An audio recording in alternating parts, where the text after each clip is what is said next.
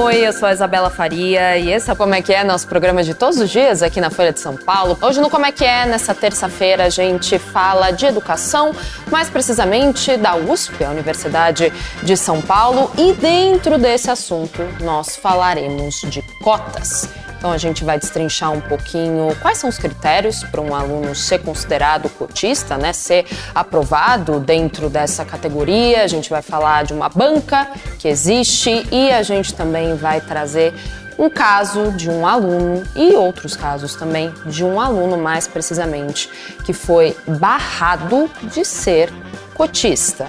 Mas é uma história que a Folha apurou, mas mais precisamente Isabela Palhares apurou. E ela está aqui hoje no Como é que é para falar desse caso, para falar das cotas no geral, da USP e de toda essa situação. Isa, muito obrigada por vir. Obrigada, a gente estava conversando antes do programa começar, né? Quando eu li a sua matéria sobre o estudante, que é o Alisson, né, dos Santos, a gente viu por muitos anos recentes, até casos recentes de alunos fraudadores, certo? Que entram pelas cotas, que se inscrevem para serem cotistas, mas no fim das contas não encaixam, não são encaixados nos critérios que existem para você ser um cotista, uma cota racial, digamos, ou social. Confesso que quando vi o título da sua matéria, mas não sou uma dessas pessoas que só lê o título, porque afinal de contas somos jornalistas, vocês também não deveriam fazer isso. Quando eu li o título, falei, putz, talvez seja mais um desses casos de fraudadores que, enfim, querem vir, contar a história, tudo bem. Mas não é, né? É algo muito, muito polêmico, muito inquietante. Eu queria que você contasse a história do Alisson dos Santos. Quais foram as últimas repercussões desse caso? Legal. Acho que foi uma história que teve uma repercussão bem grande, né, Isa? Até por conta disso, né? Porque as pessoas bateram o olho ali. E para muita gente, você dizer que aquele menino não é pardo, foi um susto, né? Porque o que aconteceu? Ele prestou vestibular e ele, no caso do Alisson e de um outro menino que depois a gente contou que aconteceu a mesma coisa, o Glauco, os dois prestaram o Provão Paulista, que é um vestibular novo que foi criado no ano passado pela gestão Tarcísio, e foram aprovados. Esse vestibular ele é só para alunos de escola pública, e os dois foram aprovados em cursos da USP. Certo. Assim que terminaram o ensino médio. E os dois aprovados para cursos muito concorridos. O Alisson para medicina e o Glauco para a faculdade de Direito. Que são os cursos mais tradicionais, mais concorridos. Sim. E eles colocaram a opção de concorrer a essas vagas pelas cotas raciais. Que são reservadas para quem? Para alunos que estudaram em escola pública e que se autodeclaram pretos, pardos ou indígenas. No caso, os dois meninos, eles se identificavam, se autodeclararam pardos. Certo. Exatamente para evitar fraudes, que foram os casos que você citou antes, a USP, em 2023, passou a ter uma comissão de heteroidentificação. Essa comissão ela tem o papel de verificar se as pessoas que estão se autodeclarando, se elas de fato têm a cor, né? Se elas de fato são pretas, pardas ou indígenas. Atendem os requisitos, né? A gente pode falar depois também. Para evitar essas fraudes mais escandalosas, né? Aqueles casos que eram mais óbvios. O problema é que esses dois meninos foram avaliados e não foram considerados pardos. E aí, no caso do Alisson, que é o menino aprovado em medicina, acho que o caso foi até um pouco mais difícil, mais cruel ali até para ele, porque os dois meninos entraram com recurso, só que a universidade demorou muito para responder. No caso do Alisson, ele chegou a ir para o primeiro dia de aula, na medicina. Ele é um menino de Cerqueira César, uma cidade no interior. Ele veio com a tia, a família juntou, fez uma vaquinha, os vizinhos fizeram uma vaquinha para ele vir até São Paulo para começar o curso. Ele fez uma primeira atividade. Quando foi no fim da manhã, ele recebeu um e-mail falando: olha, sua autodeclaração foi negada, você teve a matrícula cancelada, não tem mais nenhum recurso que você pode tentar aqui dentro da universidade. Pronto, acabou. No primeiro dia de aula. No primeiro dia de aula. Para um menino que veio do interior. E aí eu fui, né? E aí o caso chegou até mim porque um dos professores dele me procurou e falou, olha, eu queria te contar uma história de um menino negro que foi barrado de estudar em medicina na USP. Por quê? Porque toda a comunidade escolar ficou muito envolvida. O Glauco estudou numa escola estadual, ele foi o primeiro aluno daquela escola a ser aprovado em medicina na USP. Sim. E aí a escola ficou todo mundo muito feliz. Os professores encomendaram um outdoor para colocar na entrada da cidade, porque assim, é uma conquista de todo mundo, né? Uma conquista não só dele. Então, assim, o caso mexeu muito com todo mundo ali da cidade, com a família dele, obviamente. Acho que isso, né, deu uma repercussão muito grande. O Glauco vem de uma família vulnerável, ele foi criado só pela mãe. Sim. Então, assim, ele não sabia a quem pedir ajuda também, ajuda jurídica nesse caso, e aí o professor que o ajudou, que o orientou. E aí ele veio até você com essa história, professor? Aí ele me contou essa história, eu entrevistei o Glauco, a tia, e aí a história foi ganhando corpo, né? E aí outros casos foram aparecendo, porque a questão a USP, historicamente, ela tem uma resistência muito grande às cotas sociais e raciais. A USP foi a última universidade do país a aprovar cotas.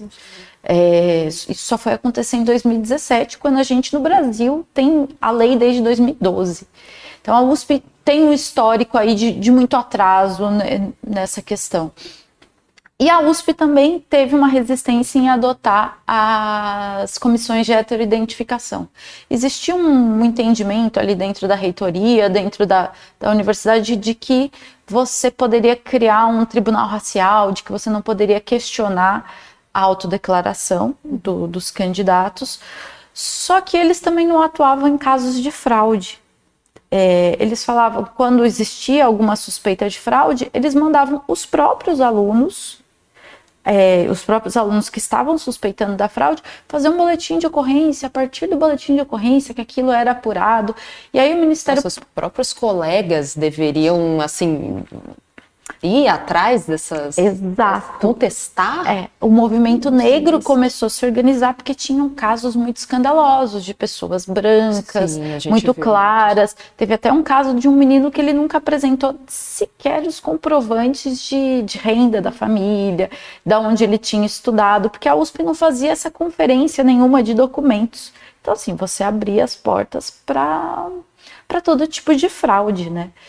E aí o Ministério Público entrou nessa questão e falou, olha, USP, você tem um bem muito valioso, que são as suas vagas de graduação, né? Uma das universidades mais renomadas, você precisa tomar conta, você precisa criar mecanismos de fiscalização para evitar as fraudes. E aí foi só depois dessa provocação do Ministério Público, o Ministério Público ali pressionando, que a USP adotou a comissão de heteroidentificação. Isso depois de quase todas as universidades federais, depois da Unesp e da Unicamp já terem esse sistema. Só que o problema foi que nesse ano, como pela primeira vez estava acontecendo o Provão Paulista, a USP decidiu que ela ia fazer diferente. Candidatos que fossem aprovados pela FUVEST teriam a sua autodeclaração verificada de forma presencial, ou seja, uma banca ia ali averiguar se a cor da pessoa era, né, de fato, a que ela tinha autodeclarado. E para quem foi aprovado pelo Provão Paulista e pelo Enem, essa averiguação seria online. E aí foi o caso do Glauco e do Alisson. Porque eles foram convocados ali para uma chamada de vídeo que durou menos de 1 minuto. E nessa chamada de vídeo, a banca considerou que, não, eles não têm as características fenotípicas de pessoas pardas. E aí rejeitaram. A primeira avaliação deles tinha sido feita com base numa foto e depois nessa chamada de vídeo que durou menos de 1 minuto. A chamada de vídeo é o tempo suficiente para eles lerem um documento em que eles falam, eu me autodeclaro pardo ou preto, tal. Uma coisa muito curta e nessa chamada isso foi feito. E aí, inclusive, foi esse o entendimento dos juízes, porque aí esses 2 meninos levaram os casos para a justiça. porque eles perderam a vaga. Perfeito. E eles levaram o caso para a justiça. Os 2 juízes que deram a liminar favorável aos meninos argumentaram isso, de que a USP não tinha garantido a isonomia entre os candidatos, que a USP ela tem que dar as mesmas condições para todo mundo, independentemente do processo seletivo que elas prestaram. Sim. Então, e eles apontam também a questão da averiguação ser feita de forma online, né? E aí, nisso você pode ter interferência da iluminação, da qualidade da conexão da internet, de uma série de fatores que não tem a ver com a cor, com os traços físicos das pessoas. Uma câmera ruim pode atrapalhar totalmente a imagem. Exato. Que a comissão tá vendo, né? Um dos meninos, inclusive, falou que ele foi chamado para fazer o vídeo, estava marcado, sei lá, 5 da tarde. Ele foi ser chamado quase 7 da noite, ainda reclamaram, inclusive, da iluminação do quarto dele, que estava muito escuro. Então, assim... São muitos. A gente tem, inclusive, um comentário aqui no Instagram da Mara Guedes. A USP tem que reavaliar seus conceitos. A gente tem outro comentário, Carlito de Souza. Ser a favor das cotas é simplesmente reparar o grande erro do liberalismo, que foi a escravidão. E essas são as consequências históricas daqueles atos. Quem é contra não conhece a história. Daqui a pouquinho a gente vai falar um pouco, né, o que dizem as pessoas que são contra as cotas e a favor também. Bom, então os estudantes levaram, né, os casos deles para a justiça. E quais foram as últimas repercussões, então, em relação a isso? O caso do Glauco, que é um menino que foi aprovado na Faculdade de Direito, ele conseguiu a decisão de uma forma mais rápida, e aí a justiça, nos 2 casos, mandou a USP devolver a matrícula, conceder a matrícula para eles em 72 horas. O Glauco está matriculado, está estudando, cursando Direito. Aí, no caso do Alisson, que foi o primeiro menino aprovado em Medicina, a justiça concedeu a matrícula, determinou que ele tem o direito à matrícula em 72 horas, a decisão saiu na sexta-feira. Então, a USP só deve ter sido intimada entre ontem e hoje, então ainda não deu prazo, mas a USP falou que vai cumprir a decisão judicial. O que a USP ainda não respondeu é se ela vai recorrer, porque se trata, nos 2 casos, é uma decisão liminar, ou seja, uma decisão ainda em caráter provisório, e a USP tem o direito de recorrer. Ela não disse se vai fazer isso ou não. Então, assim, os meninos, mesmo com a matrícula segurada, eles ainda podem enfrentar uma batalha judicial futura aí. E é uma violência muito grande, né? Eu li na sua matéria que o próprio Alisson disse: eu sou filho de mãe preta e de pai branco. Ou seja, ele não só, né, pelos traços, enfim, pela cor da pele, pelo simples fato de ter os pais, né, de etnias diferentes, você já é considerado, né, pardo nesse sentido, né? Eu, desde o começo dessa história, eu fiquei me questionando da violência, sobre a violência que esses meninos sofreram nesse processo, né? Porque não só eles estão tendo a identidade deles questionada, né? A cor de pele, a forma como eles se identificam está sendo negada a eles, como eles né, saíram aí, foram apontados aí como possíveis fraudadores, né? Como, olha, vocês não têm direito a isso aqui, não.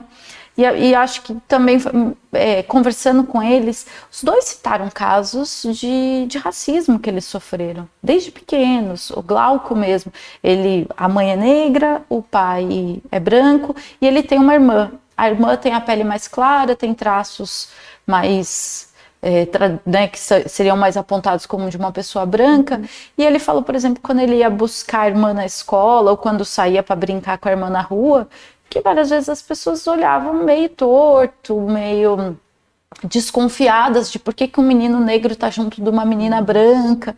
Então, assim, ele viveu, né, cresceu com situações de racismo, e aí na hora que ele teria um único benefício, por ser pardo, esse direito foi negado a ele. Pois é. uma reparação, né, que é como as pessoas dizem, por todo o preconceito que ele sofreu, pelo menos ter um acesso a uma educação, uma das melhores do Brasil, né, que a USP, ele foi taxado como fraudador. Mas, como você disse, está cursando, né, tanto ele quanto o Glauco. A gente tem um comentário no Instagram do Jeff Silva: as bancas étnico-raciais teriam que ser compostas inteiramente por pessoas negras. A USP, ela libera, ela divulga quem são as pessoas que estão nessas bancas? Ou? A gente não sabe quem são as pessoas que estão na banca, mas a gente sabe como é que é a composição. Tá. E essas pessoas são eleitas pela comunidade, e todas essas pessoas, elas passam por um treinamento, por um curso de formação, ou elas trabalham ou pesquisam questões étnico-raciais. Então, assim, em tese, são pessoas especialistas, pessoas que estudam, familiarizadas com o tema. Perfeito. Fora esses dois casos, a gente viu um aumento no número de ações judiciais ou até mesmo de contestações às decisões da USP relacionadas a alunos cotistas que foram taxados como fraudadores e que contestaram essa decisão? Isa, a USP não abre os números anteriores, então não dá para a gente saber se houve um aumento ou não. O que a gente sabe é que, nesse ano, 204 pessoas entraram com um recurso depois de ter tido a primeira avaliação da autodeclaração negada. Pelo que eu apurei com outras universidades, esse número estaria dentro do que é o padrão, porque 90% das pessoas que entram por cotas raciais, elas têm autodeclaração aprovada de cara. Na primeira fase ali, isso é aprovado. 10% fica a dúvida, vai para uma segunda avaliação ou é rejeitada de fato. Então, assim, esse número de 204 estaria dentro do que é padrão em outras universidades. A gente não sabe se isso foi maior ou menor. Acho que a questão esse ano foi esses dois procedimentos adotados pela USP. Uma parte dos candidatos ser avaliada de forma online e outra de forma presencial. Até o reitor da USP, depois que deu uma repercussão muito grande, ele disse para a Folha que vai rever isso, que ele vai unificar os processos, que vai tornar os dois processos o mesmo, independente de onde o candidato seja aprovado, porque a USP defendeu muito de que o processo era igualitário, que não havia diferença, mas aí o reitor, acho que depois vendo a repercussão muito negativa que aquilo teve, ele falou que ia rever para que todo mundo fosse, de fato, ser avaliado presencialmente. Perfeito. Você já falou, então, agora complementou até como a banca faz, como a comissão faz essa avaliação. Você disse, então, que é uma chamada de vídeo, no caso, né, da chamada de vídeo, algo curto, 1 minuto, aí para os avaliadores, então, verem se o que a autodeclaração diz corresponde à imagem, aos traços e à própria cor do candidato. Isso para cotas raciais. Para cotas sociais, existe alguma diferença? Para cotas sociais, o que funciona, né? A USP, ela tem as vagas para alunos de escola pública. E aí é mais fácil de você verificar, porque aí você pede o histórico escolar, a certidão de conclusão do curso, e aí você se avalia dessa forma. É uma apresentação de documentos. E aí eu acho que até uma questão que sempre é importante destacar, porque as pessoas às vezes falam, cotas raciais ou cotas sociais. Toda cota racial, ela também é social. Porque o que a lei de cotas define, e é o que a USP, Unicamp, Unesp usam, acho que quase todas as universidades do país usam, 50% das vagas que elas oferecem em vestibular ou qualquer processo seletivo, elas são reservadas para alunos de escola pública. Desse percentual, dessa metade, 37,5% é destinado para alunos pretos, pardos e indígenas. Então, assim, para que a pessoa concorra às vagas, às cotas raciais, ela também tem que ter estudado em escola pública. Não é só você ser negro, pardo ou indígena. Você também tem que ter estudado em escola pública. Perfeito, interessante você pontuar isso. A gente já tem aqui alguns comentários de novo também. O Alexandre Fernandes falando o seguinte no YouTube: uma avaliação que não leve em conta fenótipo, ascendência e a história do avaliado com entrevista presencial é falha. E aí eu entro, já serve como um contexto para minha próxima pergunta. O que dizem as pessoas que são contra essas cotas raciais, por exemplo? As pessoas que são contra as cotas, elas defendem que as cotas sejam só sociais, porque elas falam que as cotas sociais, você consegue ter critérios mais objetivos, que você consegue ser mais, mais palpável, né? Uma coisa mais simples de você avaliar, você evitaria erros ou situações em que a decisão parece um pouco subjetiva, como aconteceu com esses meninos. Aí a questão se você tiver só cotas sociais, se você não tiver cota, você não resolve o problema do racismo, né? Que aí a gente pode citar uma série de pesquisas que mostram que as cotas raciais, elas trouxeram benefícios para você equiparar a situação de pretos e brancos, ou para você dar as mesmas condições para pretos, brancos e pardos, que só as cotas sociais não resolveriam. Perfeito. Né? A gente tem pesquisas que mostram que, mesmo entre crianças de escola pública, as crianças pretas, elas sofrem mais, elas têm mais dificuldade para continuar estudando, para ter um melhor desempenho na escola, do que as crianças que estudam em escola pública e são brancas. Então, assim, acho que só as cotas sociais, elas não resolvem essa questão que o racismo traz, né? Que o racismo traz para a vida das crianças desde o início da trajetória escolar. Tem uma pesquisa que foi feita na Universidade Federal de Sergipe, que mostra que as crianças começam a ter uma percepção sobre raça, uma autopercepção sobre raça com 4, 5 anos, quando elas estão ali na educação infantil ainda. E já nos 5 anos, e aí a pesquisadora foi avaliar como as crianças se enxergam, né, como elas se entendem ali, e perguntou para todas as crianças se elas gostavam ou não da cor da pele que tinham. Entre as crianças brancas, 17%, acho que 20%, disseram que não gostavam da cor da pele que tinham. Esse número ele vai aumentando. Para pardos, ele chega a 37%. Para pretos, esse número sobe para 45%. Ou seja, 45% das crianças de 5 anos dizem que dizem que não gostam da cor da pele que tem. Então, acho difícil a gente falar que o racismo ele não impacta na formação escolar, na vida escolar, que as crianças, né, na trajetória escolar que começa ali e depois vai arrastar por toda a vida. Então, acho que as cotas raciais, elas vêm pensando que não são só os fatores socioeconômicos que influenciam na sua trajetória escolar, né? Perfeito, como o próprio Alisson contou para você, caso de racismo que ele sofreu quando estava com a irmã na escola, né? Que a irmã é mais clara que ele, tinha traços considerados brancos, né? E ele não. E ele sofria racismo com os olhares das pessoas, né? Sim. Ele indo buscar ficar junto com a criança. E é isso, o Alisson, que como a Isa está contando a história dele aqui, ele foi barrado de cursar medicina como aluno cotista, porque ele não se encaixava no que a comissão da USP entendia como uma pessoa parda. Mas agora, com a justiça determinando em 72 horas que a USP tem que acatar, sim, a matrícula dele. Ele chegou a falar com você? Falou, Isa, ele estava muito feliz na sexta-feira. Eu fiquei muito feliz de conversar com ele, porque acho que foi ele estava comemorando a vaga pela segunda vez, né?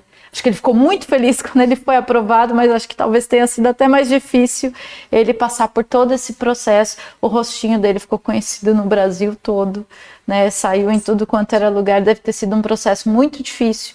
E aí ele me gravou um áudio na sexta-feira e ele falou: eu só quero cursar, só quero poder de fato ir para a faculdade, começar a ter aula, porque ele nesse processo todo ele perdeu um mês de aula no curso de medicina, que imagino seja muito importante, né?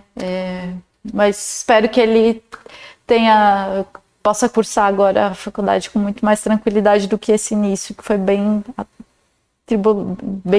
atribulado para ele. A USP ainda pode recorrer da decisão, né? Como a Isa está dizendo, mas a gente não sabe se isso vai acontecer porque ela não deu nenhuma declaração depois da decisão, né? Ela não respondeu o que faria. Só falou que vai cumprir a decisão judicial, né, garantindo a vaga em 72 horas, mas não disse se iria recorrer. Perfeito. O que interessa é que Alisson e Glauco também, né? O Glauco o também. outro estudante. Ambos estão agora na Universidade de São Paulo, querendo ou não, uma das melhores universidades do Brasil, cursando aí esse curso, Medicina e Direito também, como cotistas e não como fraudadores, o que é muito importante a gente ressaltar. Existem sim pessoas que não atendem, obviamente, aos critérios para você ser, né, um cotista racial, ser pardo, preto ou indígena, mas eles não são fraudadores. E é isso que importa. Eles estão cursando agora. Isabela Palhares, repórter de Cotidiano, muito obrigada, viu, Isa, por trazer essa história aqui no Como é que é, por trazer essa história na Folha, como né, no geral, no site, inclusive, gente, leiam as matérias da Isa contando essa história, por aqui foi só um pequeno spoiler do que aconteceu com a Alisson e com o Glauco, vocês podem ler a historinha, né, a história completa, a reportagem completa no site da Folha. Obrigada por vir, obrigada por contar essa história, com certeza também por conta da sua contribuição, os meninos estão onde estão agora na USP. Obrigada, Obrigada, viu? Isa. Obrigada pelo espaço, por contar a história dos meninos. Fico feliz de participar do programa. Muito obrigada, Isa. E até breve, volto sempre. Obrigadão. Obrigada. E muito obrigada a você também que assistiu Como é que é de hoje. Amanhã espero vocês. Tchau.